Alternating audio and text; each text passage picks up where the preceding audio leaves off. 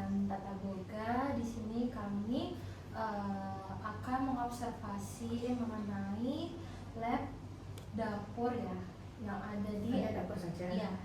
Ya, yang ada di SMK Mater Amabili Surabaya. Pertama-tama perkenalkan, nama saya Rizky Putri Anggraini. Saya Netani Ludiwinata.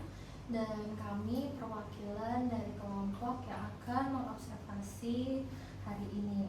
Kalau boleh tahu nama ibunya siapa? Saya Bu Elita. Oke. Dengan Ibu Agnes? Ibu Agnes sama Ibu Elita. Ini menjabat sebagai apa ya di? Kalau saya kepala sekolahnya, Bu Agnes itu sebagai Waka Sarana dan Prasarana. Oke. Jadi di sini ini kan di sekolah sini itu ada berbagai macam jurusan. Salah satunya itu ada tata boga. Nah, lalu kalau boleh tahu jumlah siswa tata boga di sini berapa? untuk sekarang kita banyak konsentrasi ke alam kuliner. Kalau dulu kan kata boga ya, di alam kuliner. Untuk total kelas 10-nya ada 2 kelas, kelas 11-nya 2 kelas, kelas 12-nya itu 3 kelas. Total sekitar berapa, 100 lebih lah. Nah, 120-an lah untuk jurusan kuliner saja.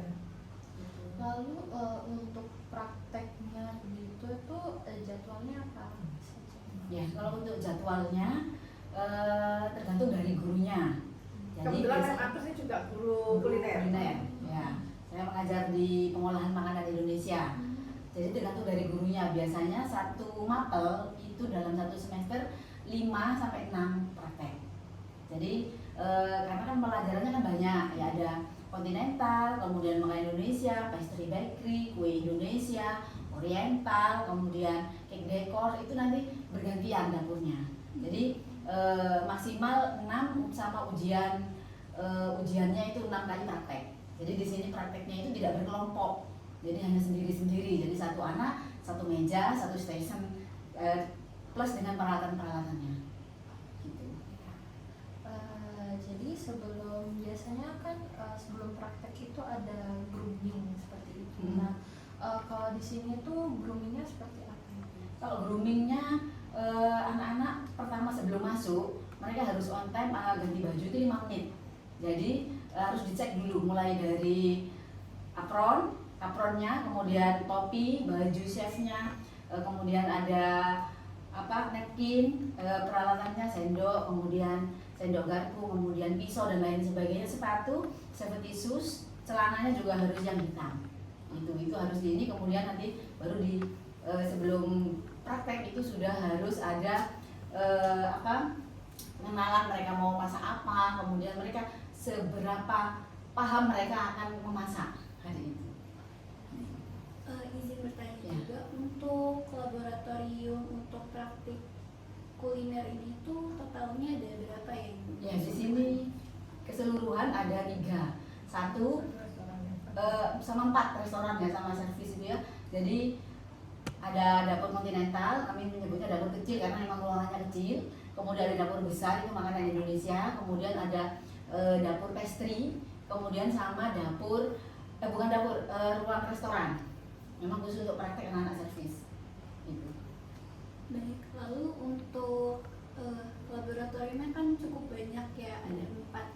Nah, untuk mungkin peminjaman laboratorium, lalu peminjaman alat, lalu juga untuk mungkin mengenai peralatan ini, di sini itu apakah ibu sendiri yang memegang atau mungkin ada Kepala lab. iya, kepala lab yang Ya. lain? Di sini itu ada kepala labnya 1, kemudian ada laboran 1. Itu kemudian nanti anak-anak kalau mau minjam dapur itu minggu sebelumnya sudah mengisi form peminjaman, jadi supaya tidak tabrakan. Kemudian untuk peminjaman peralatan yang memang disediakan untuk siswa, pemakaian itu ada box. Jadi itu yang umum, satu anak 1 box kontainer.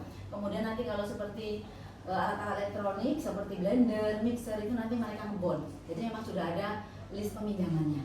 Nanti pengembaliannya juga begitu, harus sesuai dengan yang dipinjam. Jadi anak-anak pulangnya harus ngecek satu-satu itu.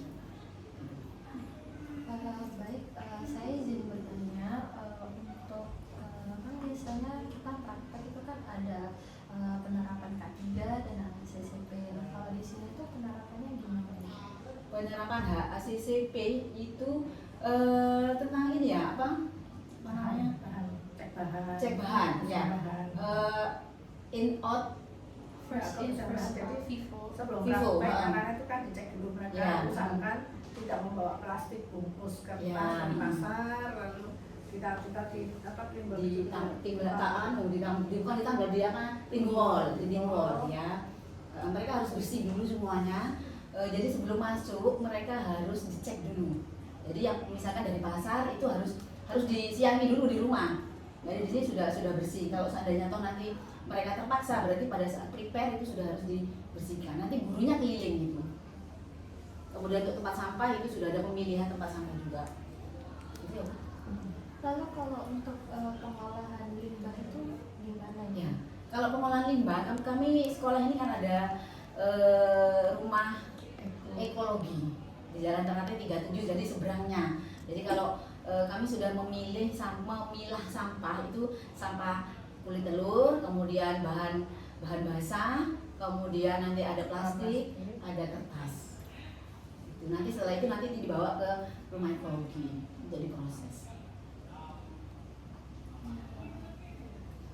Mungkin satu hal lagi Bu, untuk mungkin peralatan di sini itu apakah menurut ibu ini sudah memenuhi standar operasional dapur atau mungkin ada nih yang mungkin di tahun ini yang mau di-upgrade lagi?